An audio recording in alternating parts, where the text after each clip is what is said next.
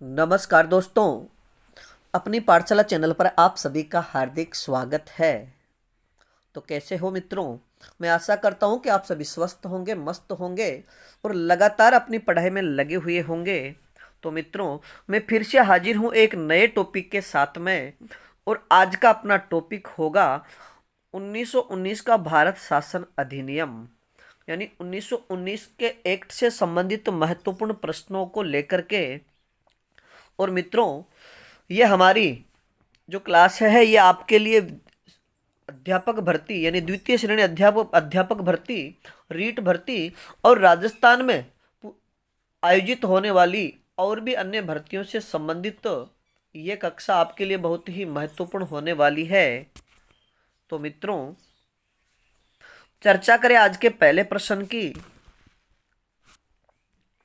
भारत शासन अधिनियम 1919 को और किस नाम से जाना जाता है? भारत शासन अधिनियम 1919 को और किस नाम से जाना जाता है? तो इसका सही उत्तर होगा मॉन्टेग्यू चेम्सफोर्ड अधिनियम 1919। अगला प्रश्न, भारत शासन अधिनियम 1919 के समय भारत के सचिव कौन थे? यानी भारत शासन अधिनियम 1919 के समय भारत के सचिव कौन थे? तो इसका सही उत्तर होगा सर मॉन्टेग्यू। बात करें अगले प्रश्न की। भारत शासन अधिनियम 1919 के समय भारत के वाइसराय कौन थे?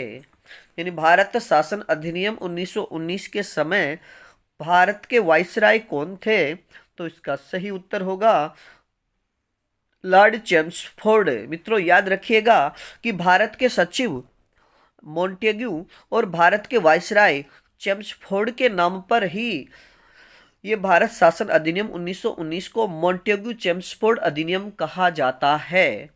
अगला प्रश्न, 1919 का अधिनियम कब लागू हुआ? यानी 1919 का जो मॉन्टेग्यू चेम्सफोर्ड अधिनियम है ये भारत में कब लागू हुआ? तो इसका सही उत्तर होगा 1 जनवरी 1921 को। अगला प्रश्न, 1919 के एक्ट के समय ब्रिटेन के प्रधानमंत्री कौन थे? 1919 के एक्ट के समय ब्रिटेन के प्रधानमंत्री कौन थे? तो इसका सही उत्तर होगा डेविड जॉर्ज। अगला प्रश्न, भारत में सचिव का पद कब से लागू किया गया? भारत में सचिव का पद कब से लागू किया गया? तो इसका सही उत्तर होगा 1858 से। अगला प्रश्न,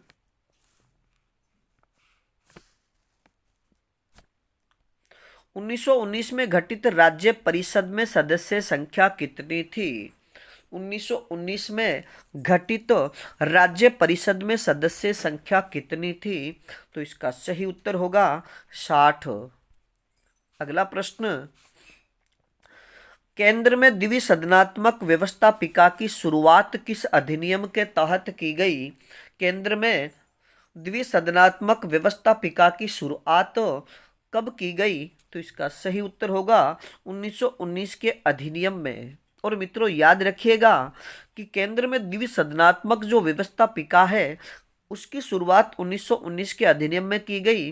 तो एक तो राज्य परिषद और दूसरी केंद्रीय विधानसभा। और मित्रों, याद रखिएगा कि वर्तमान में जो राज्य परिषद यानी 1919 में जो द्विसदनात्मक व्यवस्थापिका शुरू की गई थी, पहली राज्य परिषद, तो राज्य परिषद को अब हम राज्यसभा के नाम से जानते हैं, यानी उच्च सदन। वर्तमान का उच्च सदन उस समय राज्य परिषद के नाम से जाना जाता था, और केंद्रीय विधान सभा जिसे अब लोकसभा यानी निम्न सदन के नाम से जाना जाता है। अगला प्रश्न, राज्य परिषद का कार्यकाल व सदस्य संख्या क्या थी? यानी 1919 में जो द्विसदनात्मक व्यवस्था लागू की गई उस समय राज्य परिषद का कार्यकाल व सदस्य संख्या क्या थी? तो मित्रों, इसका सही उत्तर होगा कार्यकाल 5 वर्ष और सदस्य संख्या 60 थी। और मित्रों, ये सदस्य संख्या अभी 2022 में आयोजित वरिष्ठ अध्यापक भर्ती में पूछा गया प्रश्न है। बात करें अगले प्रश्न की, केंद्रीय विधानसभा यानी वर्तमान की लोकसभा, केंद्रीय विधानसभा का कार्यकाल व सदस्य संख्या क्या है? तो इसका क्या थी? तो इसका सही उत्तर होगा कार्यकाल 3 वर्ष और सदस्य संख्या 145। अगला प्रश्न, राज्य परिषद का नाम राज्यसभा कब किया गया? राज्य परिषद का नाम बदलकर राज्यसभा कब किया गया? तो इसका सही उत्तर होगा 1954 में। अगला प्रश्न, प्रांतों में द्विसदनात्मक विधानमंडल की शुरुआत किस अधिनियम के तहत की गई? प्रांतों में द्विसदनात्मक विधानमंडल की शुरुआत किस अधिनियम के तहत की गई? तो इसका सही उत्तर होगा 1935 के अधिनियम में। अगला प्रश्न, आंशिक उत्तरदायी शासन की शुरुआत कब की गई? आंशिक उत्तरदायी शासन की शुरुआत कब की गई? तो इसका सही उत्तर होगा 1919 के एक्ट में। अगला प्रश्न, भारत में सांप्रदायिकता का जनक किसे माना जाता है?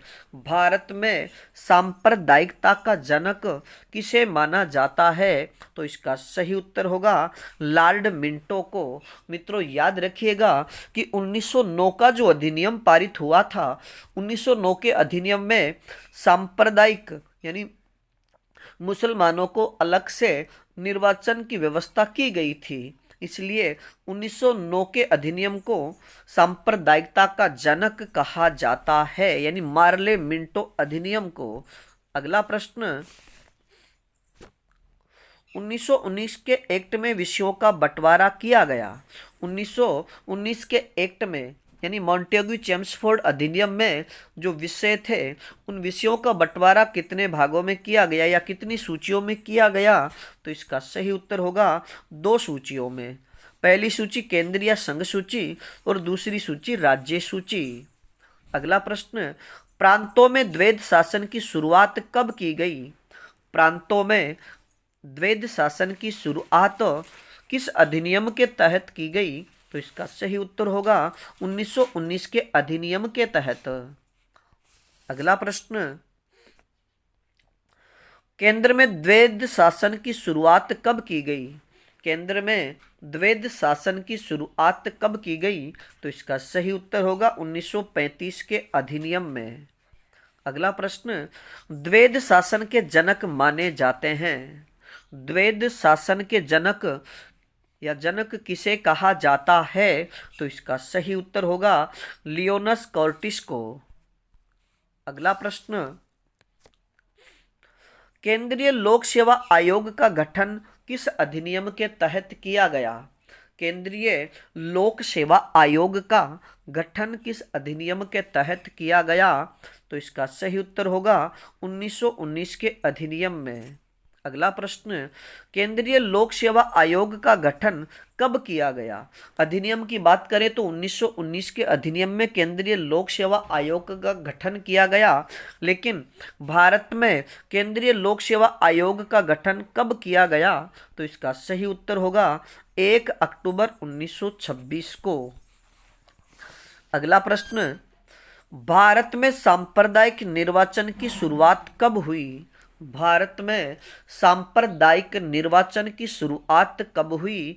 तो इसका सही उत्तर होगा 1919 के अधिनियम में, यानी मार्ले मिंटो जो अधिनियम 1919 में आया था, उसी में भारत में सांप्रदायिक निर्वाचन की शुरुआत की गई थी। अगला प्रश्न, सांप्रदायिक निर्वाचन का दायरा किस अधिनियम में बढ़ाया गया? सांप्रदायिक निर्वाचन का जो दायरा था वह किस अधिनियम में और बढ़ा दिया गया? तो इसका सही उत्तर होगा 1919 के अधिनियम में।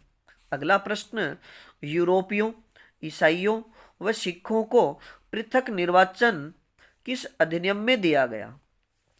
यानी 1909 का जो अधिनियम था उसमें केवल मुसलमानों को पृथक निर्वाचन की व्यवस्था दी गई थी, लेकिन किस अधिनियम में यूरोपियों, ईसाइयों और सिखों को भी पृथक निर्वाचन दिया गया या निर्वाचन की व्यवस्था की गई?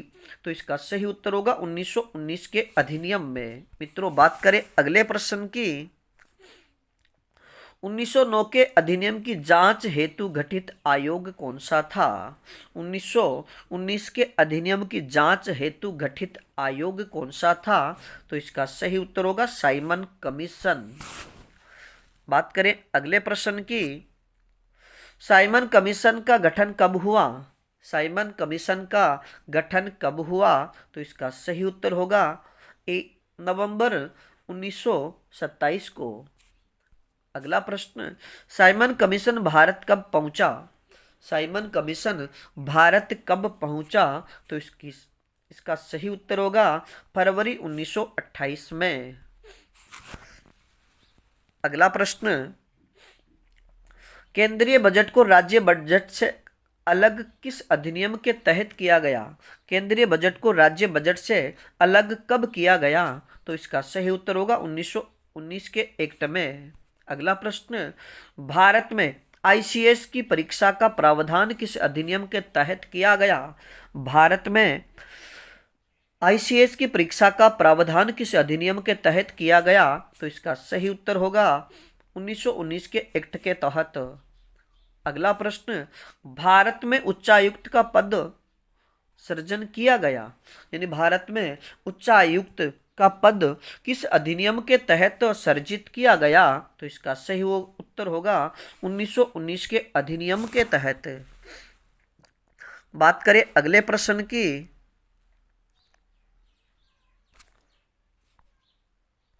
शिक्षा व आय के आधार पर सीमित मताधिकार की शुरुआत कब की गई?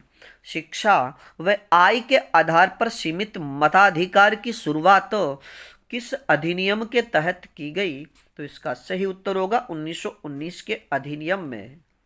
और मित्रों, अब चर्चा करें आज की कक्षा के अंतिम प्रश्न की।